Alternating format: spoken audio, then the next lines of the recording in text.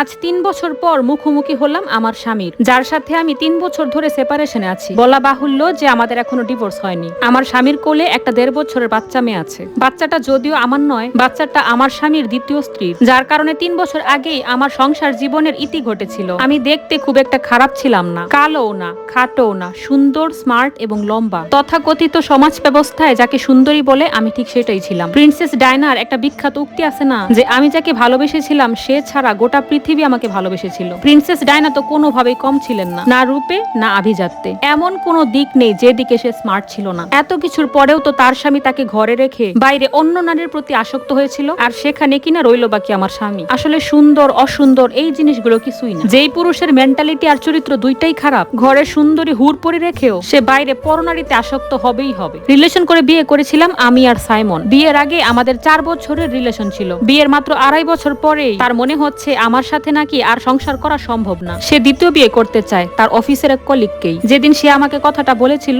আমি নির্বাক হয়ে তার দিকে তাকিয়েছিলাম। সে হয়তো ভেবেছিল যে এই কথাটা শোনার পরে আমি মাটিতে পড়ে তার পা দুইটা বুকের মধ্যে জড়িয়ে ধরে কান্না করতে করতে বলবো যে প্লিজ এরকম করো না, আমাকে ছেড়ে যেও না। কিন্তু না, সাইমনকে অবাক করে দিয়ে আমি তাকে প্রশ্ন করলাম কাকে বিয়ে করতে চাও। সে বলে উঠলো তার অফিস কলিগ রাইমাকে। আমি বলে উঠলাম কতদিনের সম্পর্ক তোমাদের? সাইমন প্রচন্ড অবাক হয়ে আমার দিকে তাকিয়েছিল। নিজেকে সামলে নিয়ে সে উত্তর দিল, না মানে আমাদের ৭ মাসের সম্পর্ক।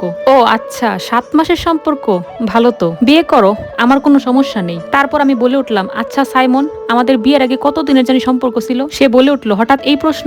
আমি তার কাছে গিয়ে তার শার্টের বোতাম লাগাতে লাগাতে প্রশ্ন করলাম, আহা বলোই না, কতদিনের সম্পর্ক ছিল আমাদের? সাইমন বলে উঠলো হবে হয়তো বছর কিছু। সাইমন, তোমার মনে পড়ে বিয়ের আগে তুমি আমাকে কত কথা বলতা? আমাকে ছাড়া তুমি বাঁচবে না, আমাকে ছাড়া তুমি শূন্য, আমাকে না পেলে তুমি পাগল হয়ে যাবে, পাগল হয়ে রাস্তায় রাস্তায় ঘুরবে, আমাকে ছাড়া তুমি নাকি কিচ্ছু চিন্তা করতে পারো না, আরো কত কিছু। আচ্ছা সাইমন, বিয়ের আগের সেই মধুর প্রেম ভালোবাসা কি নিকোটিনের ধোয়ার মতো উড়ে চলে গেল? সাইমন বলে উঠলো তুমি আর আগের মতো নেই, তুমি কথায় কথায় বেয়াদবি করো, তুমি স্বামীকে সম্মান করতে জানো না, তোমার যন্ত্রণায় আমি অতিষ্ঠ। আমি কিচ্ছু চাই না, আমি শুধু চাই তোমার কাছ থেকে মুক্তি নিতে, আর মুক্তি নিয়ে আমি রাইমাকে বিয়ে করতে চাই। তোমার মতো একটা বেয়াদবের সাথে থাকা আমার পক্ষে আর সম্ভব না, আমি শুধুমাত্র ডিভোর্স চাই। আমি বলে উঠলাম বেশ, তাই হোক তবে। আচ্ছা সাইমন, আমাদের কাবিন নামায় আমার দেনমোহর কত ছিল? সে বলে উঠলো ১৫ লাখ টাকা। তখন আমি তাকে বললাম তোমার মাসিক বেতন মাত্র ৩০,০০০ টাকা, তুমি এত টাকা কিভাবে পরিশোধ করবে একটু ভেবে দেখেছো? তুমি তোমাকে হারানোর ভয় এত লাখ টাকা নিজ দায়িত্বে কাবিন করছিলা তাই না? তখন সাইমন বলে উঠলো ভুল যখন করছি ভুলের মাসুল তো দিতেই হবে, আর আমি তোমাকে কিভাবে টাকা পরিশোধ করব না করব এটা তোমার ভাববার বিষয় না, এটা আমি বুঝবো, আমি সময় মতো সব পরিশোধ করে দেব। থাক সাইমন থাক, এই দয়াটুকু তুমি না হয় আর আমাকে নাই করলে, যেখানে আমার সংসারটাই আর রইল না সেখানে এই দয়ার টাকা আর আমার কি বা হয়ে যাবে। আমি চলে যাচ্ছি, তুমি রাইমাকেই বিয়ে করো, বিয়ে করে সুখী হও। জীবনে কোনোদিনও তোমার সামনে বউয়ের অধিকার নিয়ে আসবো না। সাইমনের চোখে মুখে কেমন উৎফুল্লের হাসি। সে বলে উঠলো আসলেই তুমি চলে যাবে? সত্যি কি তুমি কখন আর বউয়ের অধিকার নিয়ে আমার কাছে আসবে না? আর যদি কখনো আসো তখন?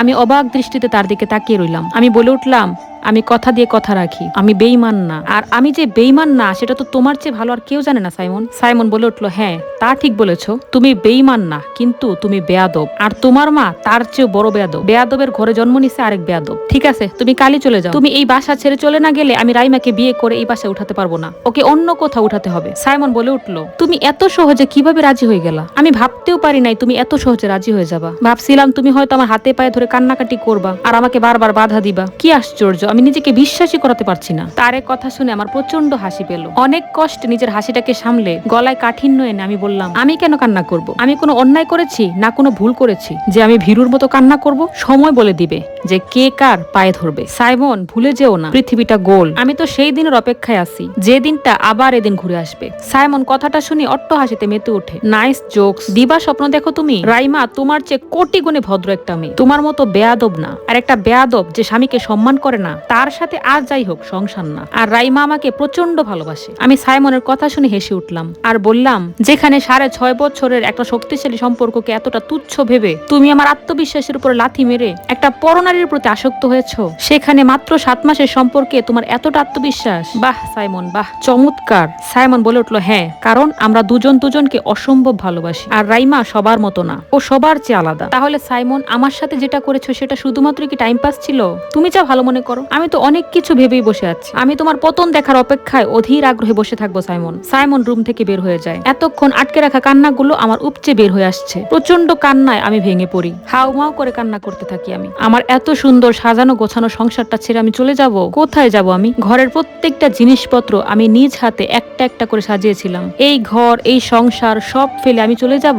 এগুলো ভেবে ভেবে কান্নায় আমি ভেঙে পড়ছি। শেষবারের মতো নিজের ঘরের জিনিসগুলোকে একটু করে হাত বুলিয়ে নিলাম, আর নিজের জামা কাপড় সবকিছু লাগেজে গুছিয়ে নিয়ে আমি বাসা থেকে বের হয়ে গেলাম। সেই থেকে ওর সাথে আর আমার দেখা হয়নি। আজ এতগুলো দিন পরে তার সাথে আমার হঠাৎ করে একটা শপিং মলে দেখা হয়ে গেল। বেশ কিছুক্ষণ নীরব থাকার পরে আমি বলে উঠলাম, আর কতক্ষণ বসিয়ে রাখবেন আমাকে? কোনো কথা থাকলে বলেন, না হলে আমি উঠি। হঠাৎ করেই সাইমন আমার হাত ধরে ফেললো। হাতটা ধরে সে আমাকে বলতেছে, বাহ, তুমি তো অনেক বদলে গেছো নাবিলা। আগের চেয়ে তুমি অনেক সুন্দর হয়ে গেছো। হ্যাঁ, সময় সময় মানুষকে পাল্টে দেয় সাইমন। তারপর সাইমন বলে উঠলো, নাবিলা, তুমি আমার জীবনে ফিরে আসো। আমাদের তো এখনো ডিভোর্স হয় নাই। আমরা চাইলেই আবার এক হতে পারি। নাবিলা, বিশ্বাস করো, তোমার মতো কেউ কোনোদিনও আমাকে ভালোবাসে নাই। আর রাইমা, সে তো একটা দুশ্চরিত্রা। সে আমার সাথে সংসার করা অবস্থায় বাইরের পরপুরুষের প্রতি আসক্ত হয়েছে। দেখো নাবিলা, সে কত বড় নিকৃষ্ট নারী হলে 6 মাসের ছোট্ট দুধের শিশুটাকে রেখে সে একটা পরপুরুষের হাত ধরে পালিয়ে গেছে। আমি ঝাটকা মেরে আমার নিজের হাতটা ওর হাত থেকে সরিয়ে আনি। তারপর বলি, এ কি ধরনের অসভ্যতা? ছাড়েন আমাকে। আর আপনার স্ত্রী কার সাথে ভেগে গেছে, কি করছে না করছে, এসব কি আমি আপনার কাছে জানতে চেয়েছি? দেখো নাবিলা, তুমি তো এখন আমার স্ত্রী। সেই হিসেবে তুমি রাইসারও মা।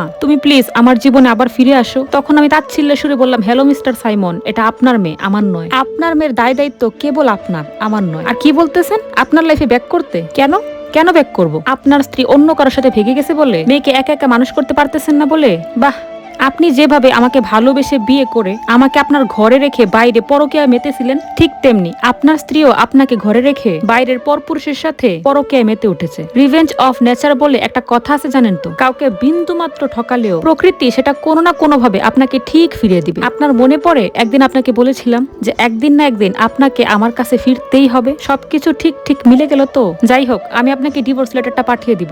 আপনি দয়া করে সাইন করে দিবেন, আর আপনি আপনার মেয়ে ভালো থাকবেন। সাইমন বলে উঠলো, এতদিন যখন ডিভোর্স লেটার পাঠাওনি, তাহলে আজ কেন? তখন আমি বলে উঠলাম, আজ আপনাকে ডিভোর্স দিলে আমি যে শান্তিটা পাবো, এই শান্তিটা আমি যদি তখন আপনাকে ডিভোর্স দিতাম পেতাম না। আপনি আমাকে কি ভেবেছিলেন সাইমন সাহেব? রাইমার সম্পর্কে আমি কিছুই জানি না? ও যে কত ভদ্র চরিত্রবতী মেয়ে, আগে কয়টা বিয়ে করছে সব আমি জানতাম। আপনি একটা মাকাল ফলের প্রেমে পড়েছিলেন। একটা মাকাল ফলকে নিয়ে কি গর্বটাই না করেছিলেন আপনি। একটা মাকাল ফল যেমন উপর থেকে খুবই সুন্দর, কিন্তু ভেতরে দুর্গন্ধযুক্ত আশে ভরা এবং খাওয়ার সম্পূর্ণ অনুপযোগী। রাইমা হচ্ছে ঠিক সেরকম একটা মেয়ে। সাইমন তখন প্রচন্ড অসহায়ত্বের সুরে বলল, নাবিলা, ওর মা হয়ে কি একবার থেকে যাওয়া যায় না? আমি বললাম, না, আমি অন্য কারো মা হয়ে থাকতে চাই না। সমস্যা কি? একজনকে পায়ে ঠেলে যখন অন্যকে বিয়ে করতে পেরেছেন, সে চলে গেছে, এখন সমস্যা কি? আরেকটা বিয়ে করতে পারবেন। ছেলেদের তো আবার মেয়ের অভাব হয় না, একটা গেলে আরেকটা আসে। তখন সাইমন বলে উঠলো, আমার অন্য কাউকে না, শুধুমাত্র তোমাকেই চাই। আমি বললাম, সেই রাস্তাটা তো তুমি 3 বছর আগে নিজের হাতেই বন্ধ করে দিয়েছো সাইমন। যেদিন তুমি আমার সংসারটা অন্যের হাতে তুলে দিয়েছিলে। ভালো থাকবেন,